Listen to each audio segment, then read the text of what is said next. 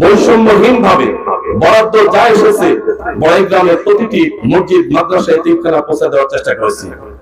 ভারপ্রাপ্ত চেয়ারম্যান থাকাকালীন সময় পরিষদের কম্বলগুলো এতিমখানাতে গাড়িতে করে করে করে করে নিয়ে পৌঁছে দিয়ে এসেছে, চেষ্টা করেছি। সম্মানিত হাজিরিন, তারই ধারাবাহিকতায় আগামী জাতীয় সংসদ ইলেকশন, সেই ইলেকশনে একজন আলিম হিসাবে আজকে আপনাদের সামনে আসছে, আপনাদের সন্তান হিসাবে আসছি। আমি এইমাত্র গালফাতে বক্তব্য দিয়ে আসছি। আমি বলছি, যখন বড়াইগ্রাম উপজেলার প্রত্যন্ত অঞ্চলগুলোতে হাঁটি, এখনো অসংখ্য কাঁচা রাস্তা যখন দেখি, তখন নিজের কাছে কষ্ট হয়, স্বাধীনতার 53 বছর পরে উন্নয়নের দিক থেকে কেন এখন পিছায় থাকবে। আমি যখন এতিম খেলাগুলোতে যাই, কষ্ট হয় এতিম ছাত্রদের দৃশ্য দেখে। কেন?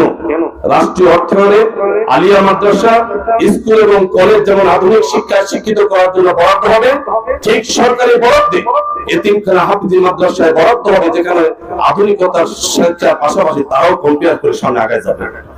কিন্তু দুর্ভাগ্য, নেতৃত্বের অভাবে সরকারি অর্থায়ন সেখানে বরাদ্দ হচ্ছে না।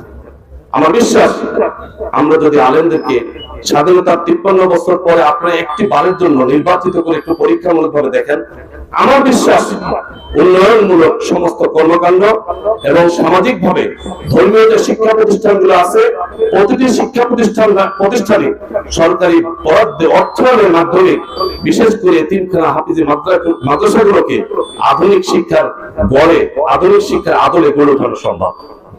এই আহ্বানটুকু আপনাদের কাছে রাখছি যে দয়া করে আপনারা আপনাদের নিজস্ব চিন্তা চেতনা আদর্শে অবশ্যই থাকতে পারেন, কিন্তু একটি বারের জন্য আগামীবার দেশের টার্নিং একটি পয়েন্ট। গোটা দেশের সমস্ত ছাত্ররা, উদীয়মান তরুণ যুবকরা যারা এই ধর্মীয় অনুষ্ঠানগুলো করছে, তাফসীর মাহফিল করছে, এই যুবকদের চাওয়া একটাই, এই বাংলাদেশকে বৈষম্যহীন বাংলাদেশ গড়া। এই ছাত্ররা চায়, এই যুবকরা চায় বাংলাদেশকে দুর্নীতিমুক্ত বাংলাদেশ গড়া। এই ছাত্ররা চায় চাকরি হবে 135 টাকা, এবার যেমন এসপি সাহেব চাকরি দিয়েছে পুলিশে, অসম্ভব একটি বিষয়কে সম্ভব করেছেন। তিনি বলেছেন, আমি 135 টাকা চাকরি দিয়ে প্রমাণ করে দিলাম দুর্নীতি বাদে নিয়মতান্ত্রিক টাকাবিহীন মেধাবী ছাত্রদের চাকরি হয়। এই বছর চাকরি হলো, আমাদের নাটোর জেলার এসপি সাহেব চাকরি দিলেন। আমার বিশ্বাস, আমরা যদি নেতৃত্বে আসি, নির্বাচিত হই, অন্তত আমাদের নিয়ন্ত্রণে যে যে পদে নিয়োগ হবে সেখানে কোন মেধাহীন দলের পরিচয় কারো চাকরি হবে না ইনশাআল্লাহ। নিঃসন্দেহে গরিব অসহায় মানুষগুলো, রিক্সা চালক, ভ্যান চালক, যারা তাদের সন্তানদেরকে লেখাপড়া শেখান, আমার বিশ্বাস এই ছাত্ররা মেধার ভিত্তিতে তাদের চাকরি হবে, এতে কোনো সন্দেহ নেই ইনশাআল্লাহ। সর্বোপরি আমি আপনাদের কাছে বলতে চাই, আমি আপনাদের সন্তান, আমি আপনাদের ভাই, আমি আপনাদের আত্মীয় স্বজনের মধ্যে একজন। আমি সর্বোপরি আপনাদের ভোটে নির্বাচিত ভাইস চেয়ারম্যান ছিলাম, ভারপ্রাপ্ত চেয়ারম্যান ছিলাম। আগামী দিনের জন্য আমি আপনাদের সামনে নিজেকে পেশ করলাম একজন খাদেম হিসাবে।